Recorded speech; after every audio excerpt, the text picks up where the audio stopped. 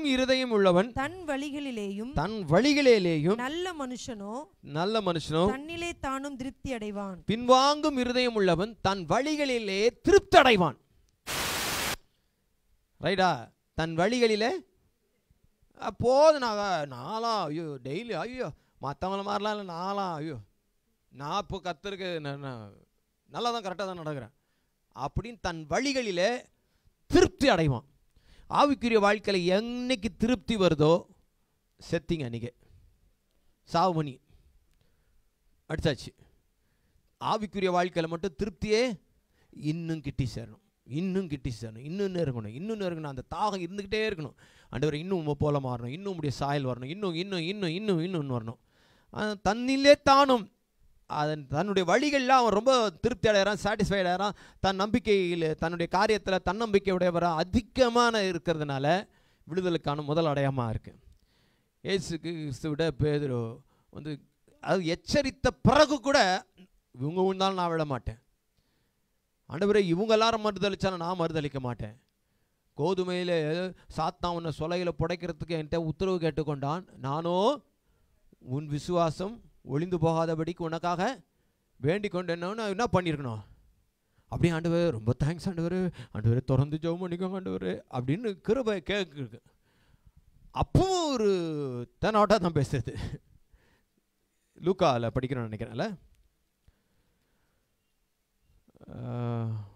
லூக்கா 22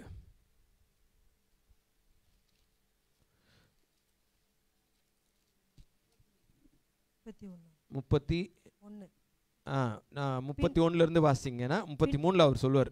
பின்னும் கர்த்தர், சீமோனே சீமோனே, இதோ கோதுமையை சுலகினால் புடைக்கிறது போல சாத்தான் உங்களை புடைக்கிறதற்கு உத்தரவு கேட்டுக்கொண்டான்.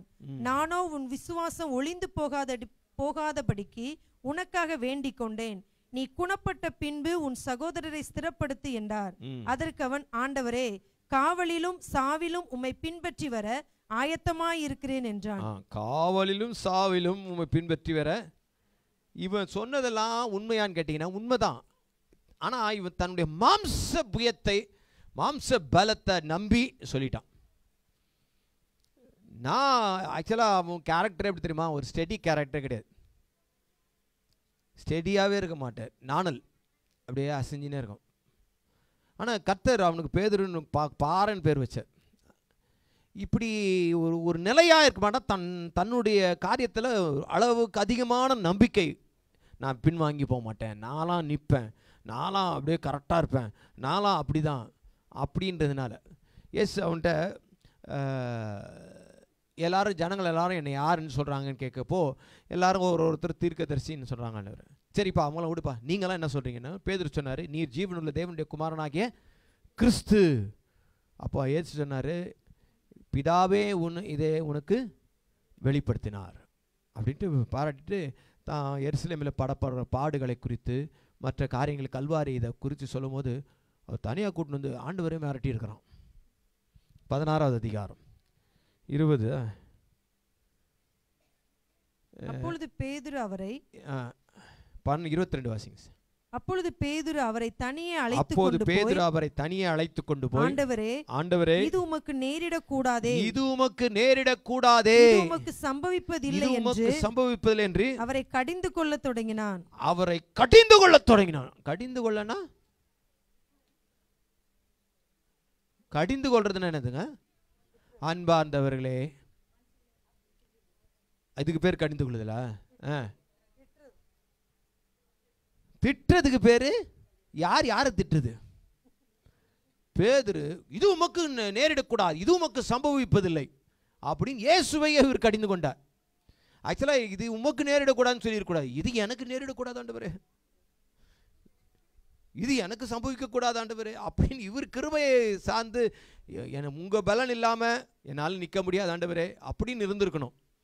நீங்க நிக்கிறீங்கன்னா யாரால? இது யாரால? உட்காந்து நிற்கிறீங்கன்னா யாரால? உட்காந்துக்கிட்டே தூங்குறது தூங்காம தெரியுதே, அது யாரால? கர்த்தரால தான். இது கர்த்தரால. ஆமென். இது உங்களால் உண்டானதல்ல, கர்த்தருடைய சுத்த கிருபை. அதை உணர தவறிட்டீங்கன்னா விழுதலுக்கு நீங்க விழுந்து ஃபஸ்ட் அடி எடுத்து வச்சிட்டிங்க. பின்வாங்கி போகிறதுக்கான ஃபஸ்ட்டு ஸ்டெப்பு அதுதான். அளவுக்கற்ற தன்னம்பிக்கை. நீதிமொழி 3:5 சுய புத்தியின் மேல் சாயாது. ஆமென். தேவ புத்தி வேற, அதாவது சுய புத்தி வேற. நம்ம புத்தி வேற மாதிரி தான் சொல்லும். ஏன்னா மாம்சம் ரத்தம் நல்லா ஓடிட்டு இருக்கிறதுனால அதில் நமக்கு சில காரியங்கள்லாம் பார்க்குறத வச்சு, ஐம்புலன்களின் அறிவை வச்சு சில முடிவு எடுக்கும் புத்தி. ஆனால் ஆவிக்குரிய ஐம்புலன்கள் இருக்குது. கர்த்தருடைய பார்வையே வேற, கர்த்தருடைய நுகர்தல் வேற, தொடுதல் வேற, எல்லாமே வேற. ஸோ நம்ம சுய புத்தியில் சார்ந்துட்டோம் அப்படின்னா, அதை நம்பி நான் கர்த்தருக்குள்ளே இருப்பேன், பின்வாங்கி போக மாட்டேன் அப்படின்னீங்கன்னா, இது திருப்பி சொல்கிறேன், இஸ்ரவேல் ஜனங்கள் எல்லாரையும் கர்த்தர் அழைச்சார்.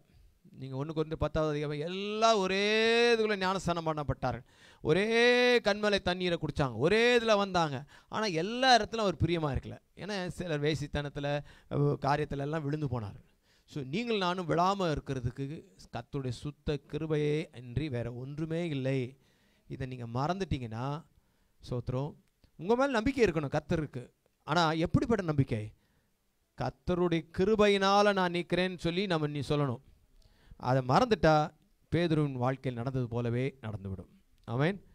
ரெண்டாவது காரணம், விழுகையின்கான ரெண்டாவது காரணம் மத்தேயு 26:40-41. பின்பு அவர் சீஷர்களிடத்தில் வந்து அவர்கள் நித்திரை பண்ணுகிறதை கண்டு பேதுருவை நோக்கி நீங்கள் 1 மணி நேரமாவது என்னோட கூட விழித்திருக்க கூடாதா? நீங்கள் சோதனைக்குட்படாதபடிக்கு விழித்திருந்து ஜெபம் பண்ணுங்கள். ரெண்டாவது, ஜெப வாழ்வில் தோல்வி. பின்மாற்றத்துக்கு காரணம் என்னன்னா, முதல்ல மாம்ச பயத்தை அல்லது சுய நம்பிக்கை அல்லது தன்னம்பிக்கை, அளவுக்கு அதிகமான தன்னம்பிக்கை. ரெண்டாவது, ஜெப வாழ்வில் தோல்வி, ஃபெயிலிங் இன் ப்ரேயர் லைஃப். ஜெப வாழ்வில் தோல்வி அடைகிறது.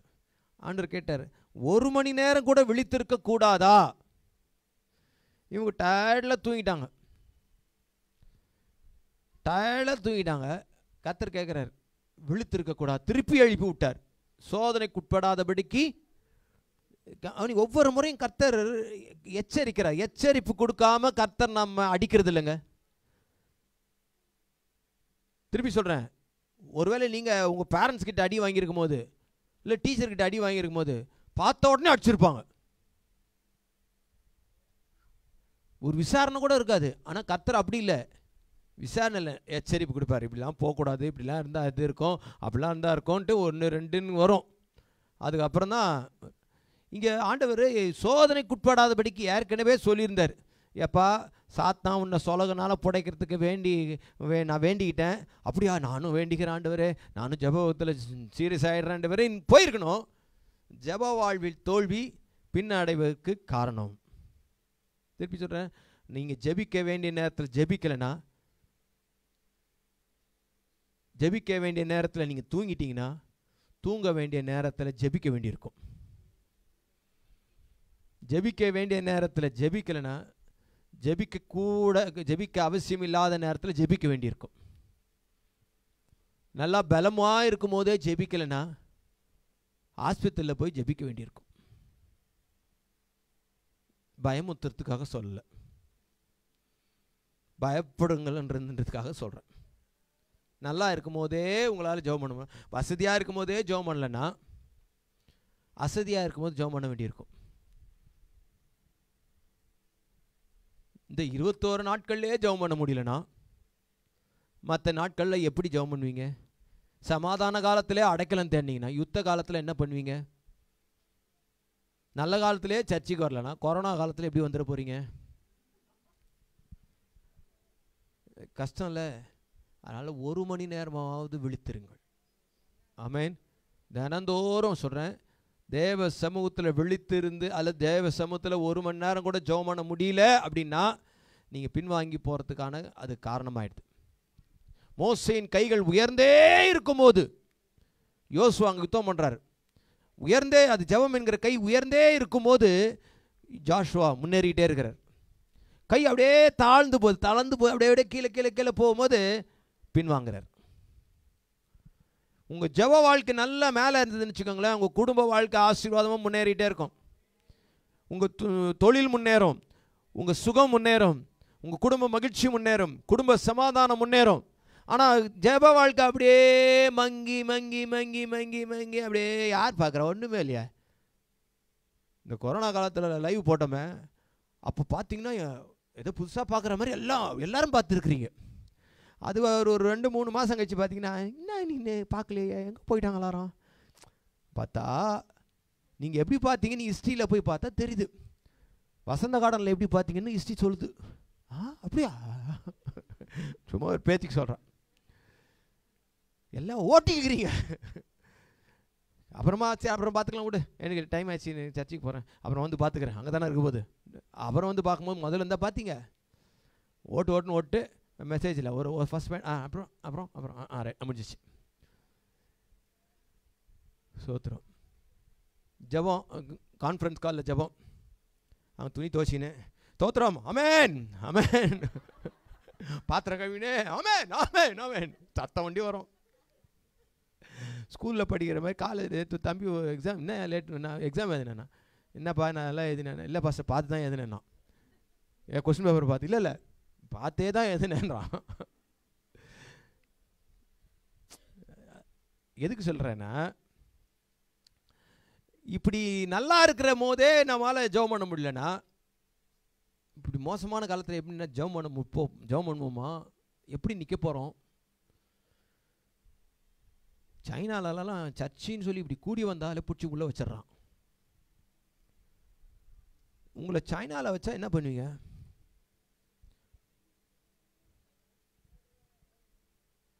இப்படி பக்கத்தில் இருக்கவங்க சூடு ஏற்றும் போதே ஆமேன் அல்லேலூயா ஸ்தோத்திரம் ஆமேன் ஆமேன் ஆமேன். நீங்கள் தனியாக போய் 1 மணி நேரம் ஜெபம் பண்ண சொன்னேன், எப்படி ஜெபம் பண்ணுவீங்க?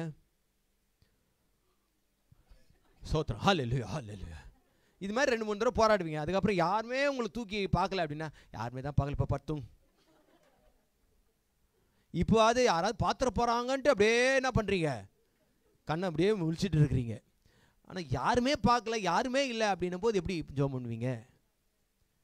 தயவுசெய்து சொல்கிறேங்க, இது பின்மாற்றத்துக்கு. இது 1 மணி நேரம் ஜெபம் பண்ணுறதுல என்ன, அது ஃபுல் சார்ஜ். சோதனைக்குட்படாதபடிக்கு அந்த நாளில் உங்களை அழிக்கிறதுக்கு, உங்களை பின்வாங்கி போகிறதுக்கு பிசாசு பல சோதனைகளை, பல முயற்சிகளை எடுத்து வச்சிருக்கிறான்.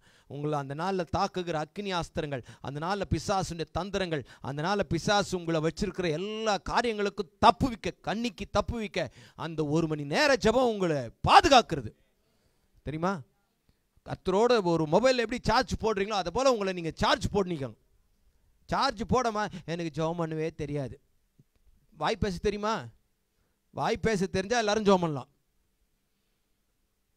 எனக்கு தமிழில் தெரியாது. தமிழில் தெரியலன்னா தெலுங்குல 2, மலையாளத்தில் கர்த்தருக்கு எல்லா மொழியும் தெரியும். அதனால் கர்த்தருக்கு அதெல்லாம் பிரச்சனை இல்லை. எதுலையாவது ஜெபம் பண்ணுங்க.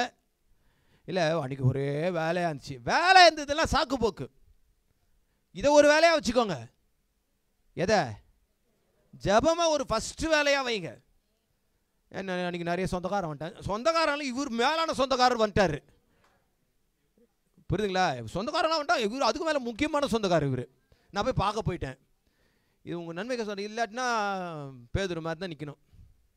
சோத்திரம். இப்போ பேதுரு, இப்போ பரலோகத்துக்கு போகிறீங்க, பேதுருவை பார்க்குறீங்க, என்னன்னு பேசுவீங்க? என்னன்னு பேசுவீங்க சொல்லுங்க. பார்க்குறீங்க, பேசுகிறீங்க, என்னையா இன்னும் வீர சவால்லாம் விட்ட ஒரு வேலைக்காரிக்கு முன்னாடி என்ன நீல வாய் உதார் தானே நீ? இப்படி தானே நம்ம இப்போ பேதுரு இங்கே இருந்தாருன்னா அப்படி தானே கேட்போம் இல்லை?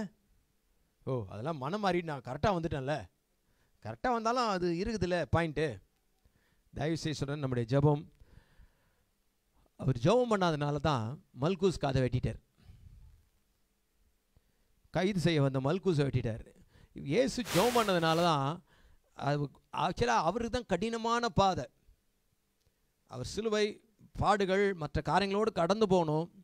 3 முறை தன்னை ஒப்பு கொடுத்து ஜெபம் பண்ணார். இவங்க ஜெபம் பண்ணாதனால இவங்க அந்த சோதனைக்குள்ளார போய் மாட்டிக்கிட்டான். மல்குசும் காதை எடுத்து ஒரே விட்டா வெட்டிட்டார். பேதுரு மனம் திருப்பிட்டார். ஆமென். மனம் திருப்பி தன்னுடைய நிருபத்தில் எழுதும்போது 1 பேதுரு 4:7 அவருடைய அனுபவத்தையே ஆலோசனையா நிருபத்தில் எழுதுறாரு. 1 பேதுரு 4:7 எல்லாவற்றிற்கும் முடிவு சமீபமாயிற்று. ஆகையால் தெளிந்த புத்தியுள்ளவர்களாய் இருந்து ஜெபம் பண்ணுவதற்கு ஜாக்கிரதை உள்ளவர்களாய் இருங்கள். ஏன்னா அடி வாங்கி இருக்கிறார். அடி வாங்கினவர்கிட்ட நிறைய ஆலோசனை கிடைக்கும்.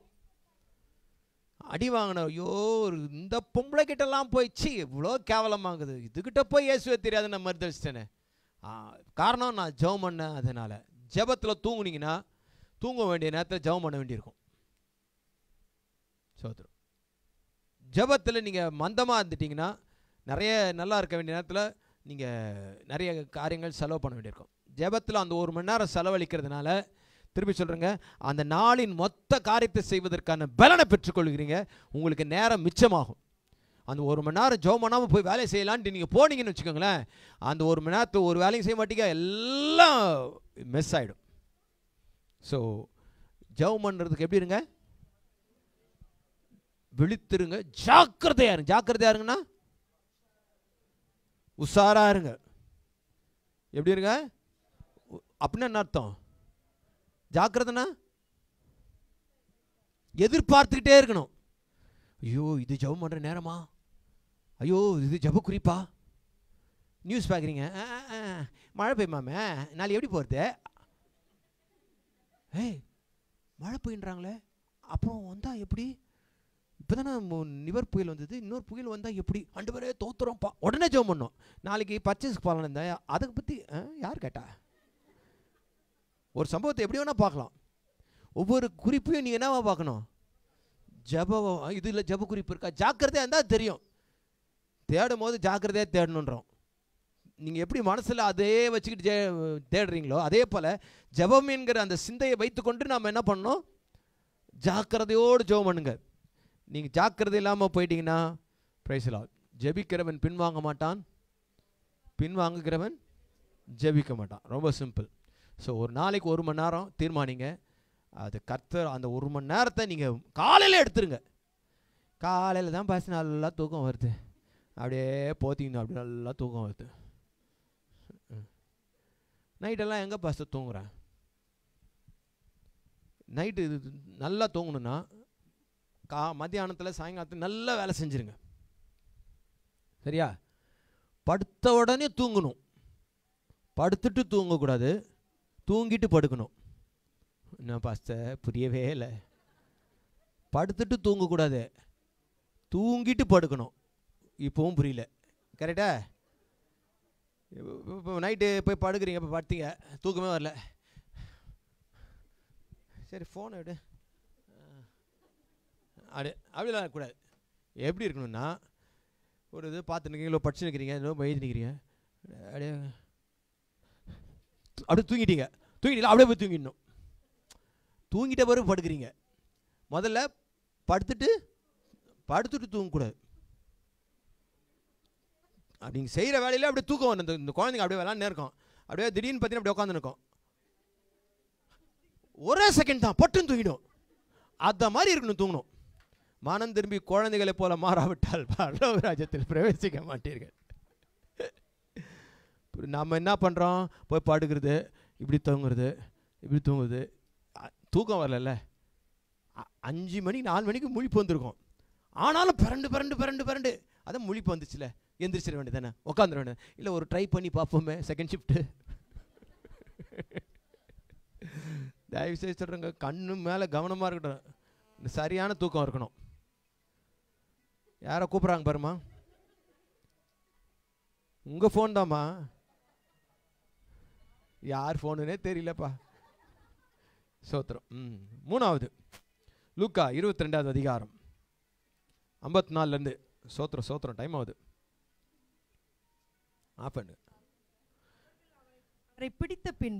அவர்கள் அவரை இயேசுவை பிடித்த பின்பு பிரதான ஆசாரியனுடைய வீட்டில் கொண்டு போய் விட்டார்கள். பிரதான ஆசாரியனுடைய வீட்டில் போய் கொண்டு போய் விட்டார்கள். பேதுருவும் தூரத்திலே பின் சென்றான். பேதுருவும் தூரத்திலே பின் சென்றான். அவர்கள் போதும். பேதுருவும் தூரத்திலே பின் சென்றான். போதும். மூன்றாவது, இயேசுவை தூரத்தில் பின் செல்றது. முதல்ல என்ன சொன்னேன்? அளவுக்கு அதிகமான தன்னம்பிக்கை, ஜப வாழ்வில் தோல்வி. இப்போ அடுத்த ஸ்டெப்புக்கு எங்கே போயிடும் தெரியுமா? ஜபிக்க மறந்துட்டீங்க, தோத்துட்டீங்கன்னா இப்போ ஆண்டவர் எப்படி ஃபாலோ பண்ணுவீங்கன்னா, தூரத்தில் ஃபாலோ பண்ண ஆரம்பிச்சிடுவீங்க. தூரமாகவே பைபிள் இருக்கும். ஜப வாழ்க்கை தூரமாக இருக்கும். உபவாச ஜபம் ரொம்ப தூரமாக இருக்கும். சண்டே சர்வீஸு ரெகுலராக ஆரம்ப ஜபத்துக்கு வந்து அப்படியே வந்தது. அப்படியே என்ன ஆகிடும்? பாட்டு தானே பண்ணுவோம். பாசரு ஆராதனையிலே கொஞ்சம் மேக்கப் பண்ணி கொண்டு வருது, அது போதும். அந்த இதில் நம்ம இது தட்டிக்கலாம். அப்புறமா அது ஆன்லைனில் பார்த்துக்கலாம் விட்டு அப்படியே தூரமாக போயிடுவீங்க. இப்போ இயேசுவை எப்படி ஃபாலோ பண்ணுறாராம்? தூரத்தில் ஃபாலோ பண்ணுறாரு. தயவுசெய்து சொல்கிறேன், நீங்கள் ஜப வாழ்க்கையில் தோத்துட்டீங்கன்னா இப்போ ஆண்டவரை ஃபாலோ பண்ணுறது எப்படின்னா நெருக்கமாக இருக்காது, தூரமாக போயிடுவீங்க. ஜபம் பண்ணிங்களா, வேதம் வாசிச்சிங்களா, கேர்சல் போனீங்களா, உபவாச ஜபத்துக்கு வந்தீங்களா, மென்ஸ் ஃபெலோஷிப் வந்தீங்களா, யூத் ஃபெலோஷிப் போனீங்களா, சண்டே கிளாஸ் ஆன்லைனில் அட்டன் பண்ணிங்களா, இல்லை போனீங்களா, கிளாஸ் எடுத்தீங்களா, ஊழியம் செஞ்சீங்களா, ஏதாவது கேட்டோம்னா இப்போ எல்லாமே கொஞ்சம் என்ன ஆகிடும்னா ரொம்ப தூரத்துக்கு போயிடுவீங்க. ஒருவேளை தூரமாக இருக்கிறீங்க அப்படின்னா, பைபிள் படித்தா எனக்கு இன்ட்ரெஸ்டே இல்லை, திருப்பி பின்மாற்றத்துக்குள்ள இருக்கிறீங்களா அப்படின்னா நான் கேட்டால் அது நல்லா இருக்காது அந்த கேள்வி. ஆனால் இருக்கிறீங்களா இல்லையான்றதுக்கான அறிகுறியை சொல்கிறேன். பைபிள் படித்தா அது ஒரு இன்ட்ரெஸ்டாகவே இல்லை பாஸ்டர், ஒரு ஏதோ படிக்கணுமேன்னு கட்டாயப்படுத்திக்கிட்டு நான் படிக்கிறேன் அப்படின்னா சம்திங் ராங். நீங்கள் பின்மாற்றத்துக்கான ஏதோ ஒரு விதை கீழே விழுந்துடுச்சு, ஜாக்கிரதையாக இருந்துக்கும். ஜெபம் பண்ணோம்னா ஒரு அந்த பரவசமே இல்லை அப்படின்னா அதான். பாவம் செய்கிறதுக்கு அப்படி தூண்டிக்கிட்டு போகுது அப்படின்னா அது. ஐக்கியத்துக்கு வரணும் அப்படின்னா எனக்கு வரவே வர்றதில்லை. தயவுசெய்து சொல்கிறேன், இதெல்லாம் பின்மாற்றத்துக்குரிய அறிகுறிகள். இவைகள்லாம் நமக்கு அங்கங்கே ஒன்று ரெண்டு அப்படி இப்படி காணப்படும் போது நம்ம உஷாராயிடணும். இதுலேருந்து நம்ம மீண்டும் வந்துடணும். தூரத்தில் இயேசுவை ஃபாலோ பண்ணால். ஸோ நம்முடைய வாழ்க்கையில் இயேசுவை தூரமாக ஃபாலோ பண்ணக்கூடாது. யோவான் 13:36-37 வாசிங்கன்னா ஆண்டவர்கிட்ட பேதுரு சொன்னார், பிள்ளைகளே, இன்னும் கொஞ்ச காலம் நான் உங்களுடன். யோவான் 13:36-37. சீமோன் பேதுரு அவரை நோக்கி, ஆண்டவரே நீர் எங்கே போகிறீர் என்றான். ஆண்டவரே நீர் எங்கே போகிறீர் என்றான். பேதுரு கேட்டாரு. இயேசு அவனுக்கு பிரதியுத்தரமாக, நான் போகிற இடத்துக்கு இப்பொழுது நீ என் பின்னே வரக்கூடாது. நான் போகிற இடத்திற்கு இப்போது நீ என் பின்னே வரக்கூடாது. பிற்பாடு என் பின்னே வருவாய் என்றார். பிற்பாடு என் பின்னே வருவாய் என்றார். பேதுரு அவரை நோக்கி, ஆண்டவரே நான் இப்பொழுது உமக்கு பின்னே ஏன் வரக்கூடாது? இப்போது உமக்கு பின்னே ஏன் வரக்கூடாது? உமக்காக என் ஜீவனையும் கொடுப்பேன் என்றான். உமக்காக என் ஜீவனை கொடுப்பேன் என்றவர் இப்போ ஜீவனை காக்கிறதுக்கு தான் தூரத்தில் ஃபாலோ பண்ணுகிறார்.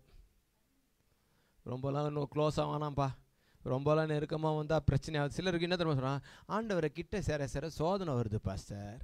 ஜபம் நல்லா பண்ணிகிட்டே இருக்கும்போது சோதனையாக வருது பாஸ்டர். பைபிள் நல்லா வாசிக்க சோதனையாக வருது. அப்படியா பாஸ்டர் வரும்? ஆமாம், அப்படி தான் வரும். இன்னும் ஜெபம் பண்ணுங்க. ரொம்ப சிம்பிளுங்க. நீங்கள் உங்கள் ஆவிக்குரிய வாழ்க்கையில் மேலே போகிறீங்க. கிரவுண்ட் ஃப்ளோரில் காற்று நல்லா வருமா, ஃபஸ்ட் ஃப்ளோரில் காற்று வருமா? ஃபஸ்ட் ஃப்ளோரில் நல்லா காற்று வருமா, செகண்ட் ஃப்ளோரில் காற்று வருமா? செகண்ட் ஃப்ளோர் நல்லா வருமா, ஃபோர்த்து ஃப்ளோரில் நல்லா வருமா? மேலே போக போக போக காற்று நல்லா தான் இருக்கும். புரியுதுங்களா? உங்கள் ஆவிக்குரிய வாழ்க்கையில் மேலே போக போக, அதனால தான் நான் அண்டர் கிரவுண்டில் வாழ்கிறேன் பாஸ்டர். தப்பு. காற்று நம்ம மேலே வீசணும், அப்போ தான் நாம் நிற்கிறோமா இருக்கிறோமான்னு தெரியும். கர்த்தருடைய கிருபையை அனுபவிக்க முடியும், கர்த்தருடைய பலனை அனுபவிக்க முடியும். ஸோ அதனால் தூரத்தில் இயேசுவை ஃபாலோ பண்ணாதீங்க. ஆமென். இயேசு கிட்ட நெருங்க வரத்துக்கு பண்ணுங்க. செத்தாலும் சாவன ஒழிய விட்டு போக மாட்டேன்னா. அதே வசனம் திரும்பி வாசிங்க. 4வது காரணத்தை பார்ப்போம். சீமோன் பேதுரு அவரை நோக்கி 22:54-57 வரைக்கும். லூக்கா 22:54-57. தூரத்தில் பின் சென்றான். அவர்கள் அவரை பிடித்த பின்பு பிரதான ஆசாரியனுடைய வீட்டில் கொண்டு போய் விட்டார்கள். பேதுருவும் தூரத்திலே பின் சென்றான். அவர்கள் முற்றத்தின் நடுவிலே நெருப்பை மூட்டி அதை சுற்றி உட்கார்ந்த போது பேதுருவும் அவர்கள் நடுவிலே உட்கார்ந்தான். அப்பொழுது ஒரு வேலைக்காரி அவனை நெருப்பண்டையிலே உட்கார்ந்திருக்க கண்டு அவனை உற்று பார்த்து இவனும் அவனோடு இருந்தான் என்றாள். அதற்கு அவன், ஸ்திரீயே, அவனை அறியேன் என்று மறுதலித்தான். சற்று நேரத்துக்கு பின்பு வேறொருவன் அவனை கண்டு, நீயும் அவர்களில் ஒருவன் என்றான். அதற்கு பேதுரு, மனுஷனே, நான் அல்ல என்றான். ஏறக்குறைய 1 மணி நேரத்துக்கு பின்பு வேறொருவன் அவனை பார்த்து, மெய்யாகவே இவனும் அவனோடு இருந்தான். இவன் போதும். தேங்க்யூ. 55 வருஷம். முற்றத்தின் நடுவிலே நெருப்பை மூட்டி அதை சுற்றி உட்கார்ந்த போது பேதுரும் அவர்கள் நடுவிலே. 4வது ரீசன் பின்வாங்கிறதுக்கான பேட் கம்பெனி, கெட்ட தோழமை. அவங்க நடுவில் உனக்கு என்ன வேலை? இரும்பு அடிக்கிற இடத்துல ஈக்கு என்ன வேலை? நீ ஒரு அப்போஸ்தலன், எதுக்கு உட்காந்து ஆயா கதை பேசுகிற இடத்துல நீ உட்காந்துக்கிற? 4 கொண்டை ஒன்றா சேர்ந்தா ஒரு மண்டை உருளும். இது சரித்திரம். அப்படியே பிடிச்சி இழுப்பாங்க. இந்த தேவையில்லாத ஐக்கியத்தை விட்டுருங்க. இஸ்ரவேல் ஜனங்க பின்வாங்கி போகிறதுக்கே இந்த மாதிரி தான். அந்நிய ஜனங்களோடு சேர்ந்து கலந்துருந்தாங்க. என்னாகும் 11வது அதிகாரம் 4-5 வாசித்தீங்கன்னா, என்னாகமும் 11வது அதிகாரம் 4 மற்றும் 5.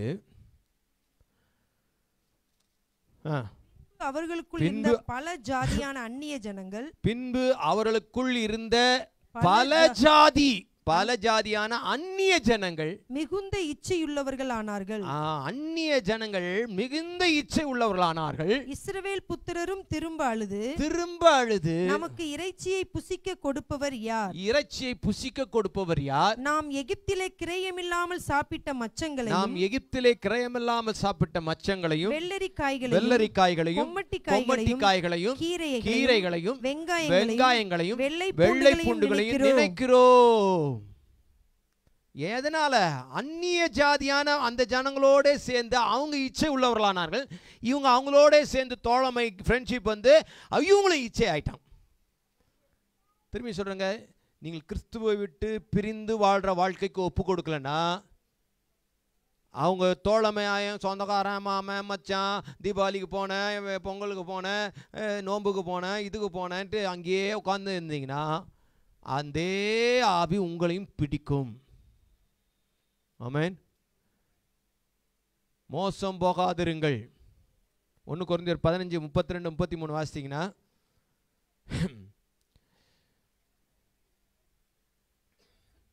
சோத்திரம். நான் எபேசுவில் துஷ்ட மிருகங்களுடனே போராடினேன் என்று மனுஷர் வழக்கமாய் சொல்லுகிறேன். 15:32. அப்படி போராடியதுனாலே எனக்கு பிரயோஜனம் என்ன? நான் எபேசுவிலே துஷ்ட மிருகங்களுடனே போராடினேன் என்று மனுஷர் வழக்கமாய் சொல்லுகிறேன். அப்படி போராடினதினாலே எனக்கு பிரயோஜனம் என்ன? மரித்தோர் உயிர்த்தெழாவிட்டால் புசிப்போம் குடிப்போம் நாளைக்கு சாவோம் என்று சொல்லலாமே. மோசம் போகாதிருங்கள். ஆகாத சம்பாஷணைகள், தேவையில்லாத சம்பாஷணைகள் நல்லொழுக்கங்களை கெடுக்கும். உங்களுடைய கிறிஸ்துவ ஒழுக்கங்களை கெடுத்துரும். ஜெப வாழ்வை கெடுத்துரும், வேத தியானத்தை கெடுத்துரும், சர்ச்சுக்கு போற ஐக்கியத்தை கெடுக்கும், கேர்சலுக்கு போறதை கெடுக்கும், உபவாசத்துக்கு போறது கெடுக்கும், கர்த்தரை தேடுறதை கெடுத்துரும், நல்ல ஒழுக்கங்களை கெடுக்கும். ஆகாத சம்பாஷணை, தேவையில்லாத சம்பாஷணை, தேவையில்லாத மக்களோட ஐக்கியம். உங்களுக்கு ஏதாவது பிரச்சனைனா யாருடைய தோழமையை நாடுகிறீர்கள்? அதை வச்சு சொல்லிடலாம் நீங்க எங்க இருக்கிறீங்கன்னு. ஆவிக்குரியவர்களை தேடுறீங்களா, அல்லது ஆவியில மந்தமாகி இருக்கிறவங்கள, அல்லது ஆவியில பின்தங்கினவங்களை போய் தேடுறீங்களா? ஸோ உங்கள் தோழமை தவறாக இருந்துச்சுன்னா பின்வாங்கி போகிறதுக்கு மிகப்பெரிய காரணமாக அது அமையுது. ஆமென். துன்மார்க்குடைய ஆலோசனை நடக்காதீங்க. பாவிகளுடைய வழியில், பரியாசக்கார உட்கார இடத்துல அங்கே உங்களுக்கு இடமே கிடையாது. சரியா? இந்த 21 நாள் அழகாக உக்காந்துட்டீங்க. அதுக்கப்புறமா அடுத்த கிறிஸ்மஸ்க்கு அப்புறமா ஒரு 5 நாள் இருக்குது. 26, 27, 28, 29, 30 5 நாள். அது ஐசியூவில் வச்சு ஆப்ரேஷன். ஸோ உங்கள் கோஆப்ரேஷன் வேணும், சரிங்களா? அதுக்கப்புறம் 1ஆம் தேதிக்கு அப்புறம் 2ஆம் தேதி 3ஆம் தேதி வரைக்கும் நல்லாயிருக்கும். ஜனவரி வரைக்கும். ஃபெப்ரவரி தான் மெதுவாக உங்களுக்கு ஆட்டம் கொடுக்கும். என்னென்ன இப்படியே சர்ச்சு, கோயில், பைபிளு இதுவே இருந்தால் எப்படி கொஞ்சம் நம்ம உங்களெல்லாம் பார்த்துட்டு வருவோன்ட்டு போவீங்க. இது முன்னாடியே சொல்கிறேன், உங்களை சொலகினால் புடைக்கிறதுக்கு என்னிடத்துல சாத்தான் உத்தரவு கேட்டுக்கொண்டான். நானோ எனக்காக செபித்து கொண்டேன். நான் பலப்பட்ட பிறகு உங்களை பலப்படுத்தலாம் என்று இருக்கிறேன்.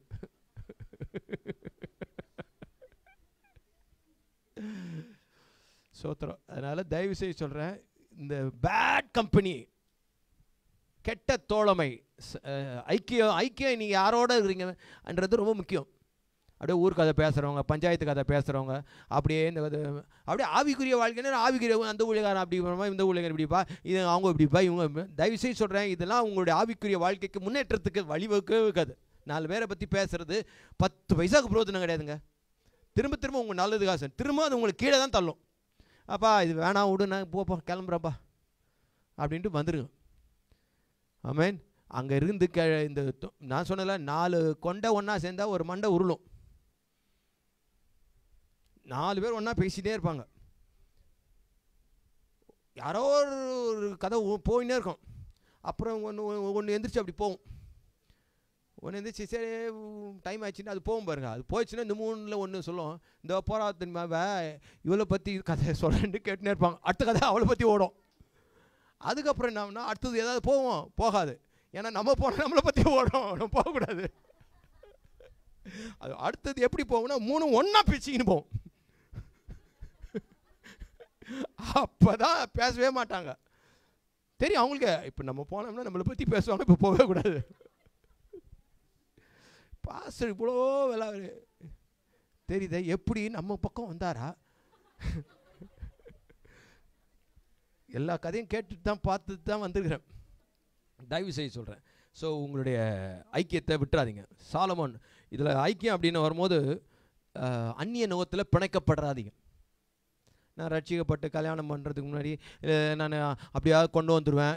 தயவுசெய்து உங்கள் பிள்ளைகளுக்கு பெண் பார்க்கும்போது, மாப்பிள்ளை பார்க்கும்போது அந்நிய நுகத்தில் சொந்தக்கார பையன் பாஸ்டர் கேட்குறாங்க பாஸ்டர், எப்படியாவது வந்துடுவாங்களாம் பாஸ்டர், எப்படியாவது நான் ரட்சிப்பு நடத்திடுவேன் பாஸ்டர், எப்படியாவது கொண்டு வந்துடுவேன் பாஸ்டர், எப்படி தான் சொல்லுங்கிறாங்க பாஸ்டர், வந்துடுவோம் பாஸ்டர், நம்புங்க பாஸ்டர்னா பேதுரு சொன்ன மாதிரி தாங்குது, காவலிலும் சாவலிலும் பின்பற்றி வருவேன்.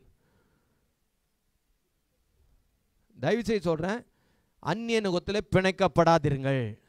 சாலமோன் 1 ராஜாக்கள் 11ஆவது அதிகாரம் 1லேருந்து 4 வரைக்கும் வாசிச்சிங்க. உங்களுக்கு தெரியும், டைம் ஆயிடுச்சு. இன்னொரு 5-10 நிமிஷத்தில் முடிச்சிடுறேன். ராஜாவாகிய சாலமோன் பார்வோனின் குமாரத்தியை நேசித்ததும் அல்லாமல் மோவாபியரும்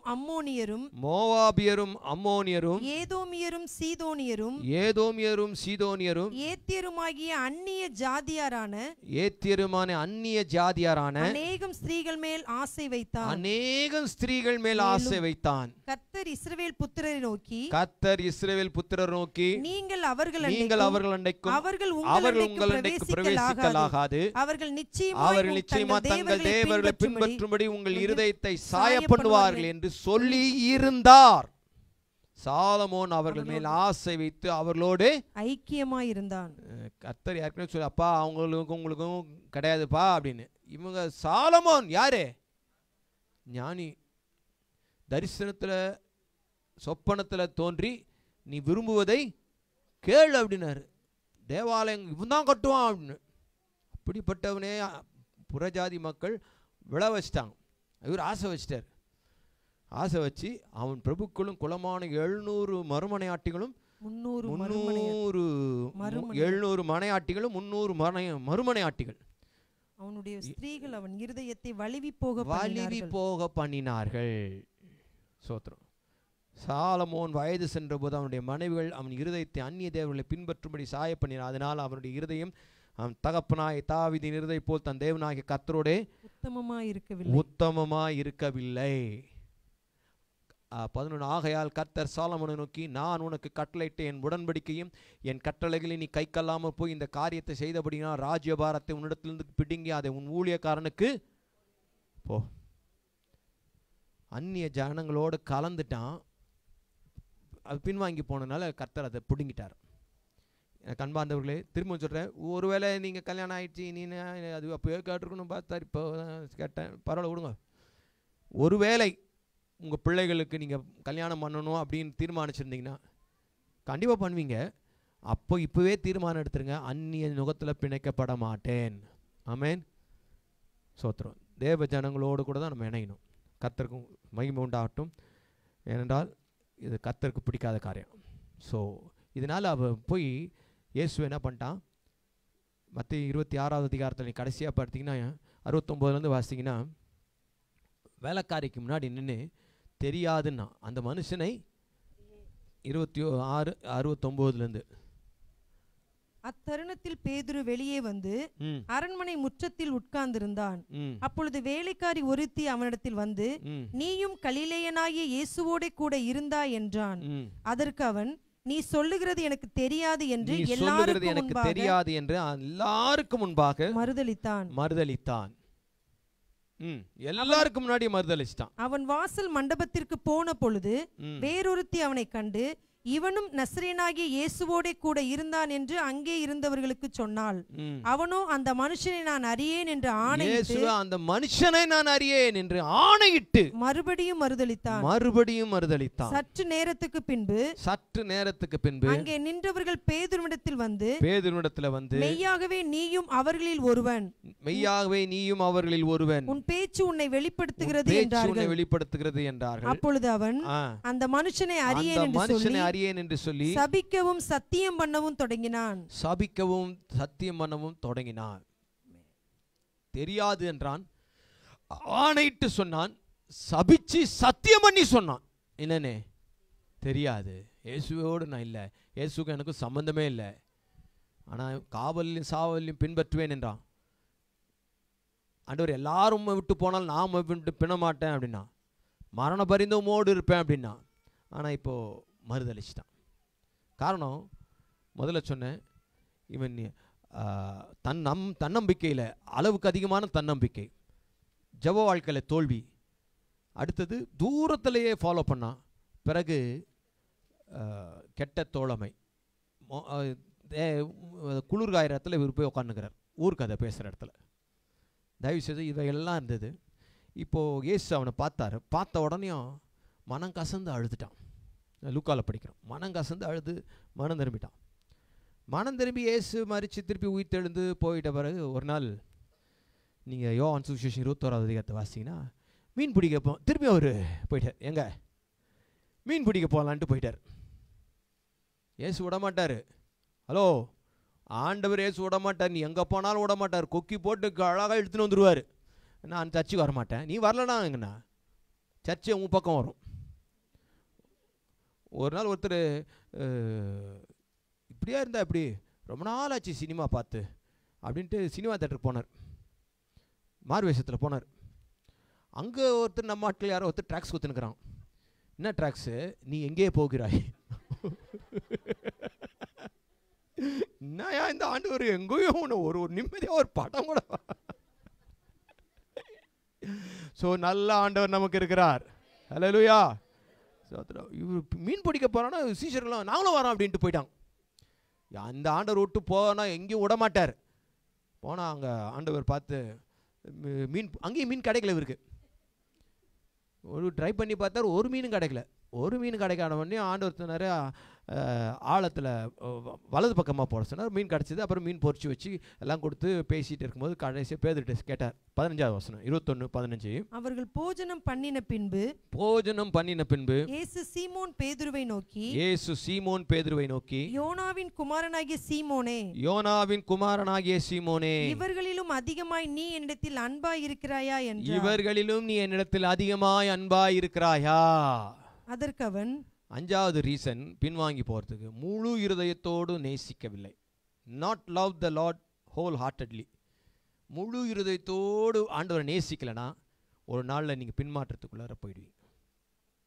அதனால தான் ஆண்டவர் கேட்டாரு, இவர்கள் எல்லாரிலும் என்னை அதிகமாக நேசிக்கிறாயா? இந்த கேள்வியை நம்ம இடத்துல ஆண்டவர் கேட்கறாருன்னு வச்சுக்கோங்க.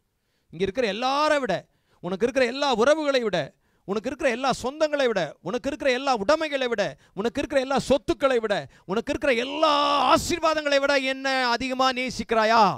நீ நேசிக்கிற பிள்ளைகளை விட நேசிக்கிறாயா? நீ நேசிக்கிற தொழிலை விட என்ன நேசிக்கிறாயா? நீ நேசிக்கிற அந்த நிகழ்வை விட என்ன நேசிக்கிறாயா? நீ நேசிக்கிற ஊழியத்தை விட என்ன நேசிக்கிறாயா? ஆண்டவர் நம்ம என்ன சொல்லுவோம்? முழு இருதயத்தோடு நேசிக்கிறேன்னு சொல்லுவோமா? இப்போ ஆண்டவர் என்னில் அன்பா இருக்கிறாயான்னு கேட்டா இவர் பதில் என்னவா இருக்கு? 15-16 ஆம் ஆண்டவரே உம்மை நேசிக்கிறேன் என்பதை நீர் அறிவீர். நேசிக்கிறேன். ஆண்டவர் என்ன கேட்கிறாரு? அன்பா இருக்கிறாயான்னு கேட்டா ஆமா ஆண்டவரே அன்பா இருக்கிறேன்னு சொல்லணும். ஆமா ஆண்டவரே நேசிக்கிறேன். ஆக்சுவலாக இது வந்து தமிழில் அன்பாக இருக்கிறதும் நேசிக்கிறதும் ஒரே அர்த்தம் அப்படின்னு நமக்கு தெரியுது. இது வேற வேற அர்த்தங்கள். அன்பு 4 விதமான அன்பு இருக்குது. ஒன்று மாம்சீக அன்பு. மாம்சீக அன்புனா கணவன் மனைவிட்ட காணப்படுகிற அந்த அன்பு. இன்னொன்று சகோதர அன்பு. இன்னொன்று வந்து ஏதோ ஒரு அன்புன்னு வச்சுக்கோங்களேன். அதாவது நீ வந்தால் நான் வருவேன், நீ என்னை வாழ்த்தா நான் ஒன்று வாழ்த்துவேன், நீ எங்கள் வீட்டுக்கு வந்தால் நான் உங்கள் வீட்டுக்கு வருவேன், நீ எங்கள் வீட்டில் இவ்வளோ மொழி ஏற்றுனா நான் உங்கள் வீட்டு ஃபங்க்ஷனுக்கு வந்து மொழி ஏற்றுவேன். இந்த மாதிரி அன்பு. 4வது அன்பு முக்கியமான அன்பு, அதுதான் அகாப்பே அன்பு. அதுதான் நீ என்னை நேசிக்கலைனாலும் நான் உன்னை நேசிப்பேன். ஆண்டவர் கேட்குறது, நீ என்னில் அன்பாக இருக்கிறான்னா என்னன்னு கேட்குறாருன்னா, இந்த தெய்வீக அன்புனால் என்னை நேசிக்கிறாயா அப்படின்னு கேட்குறாரு. நான் நேசிக்கிறேன் ஆண்டவரே. இவன் மாம்சீக அன்புலே பதில் சொல்லினுக்கிறான், மற்ற அன்புலே பதில் சொல்லினுக்கிறான். ஆண்டவர் அகாப்பே அன்புல கேள்வி கேட்குறாரு. திரும்பவும் என்ன கேட்குறாரு ஆண்டவர் 2வது தடவையும்?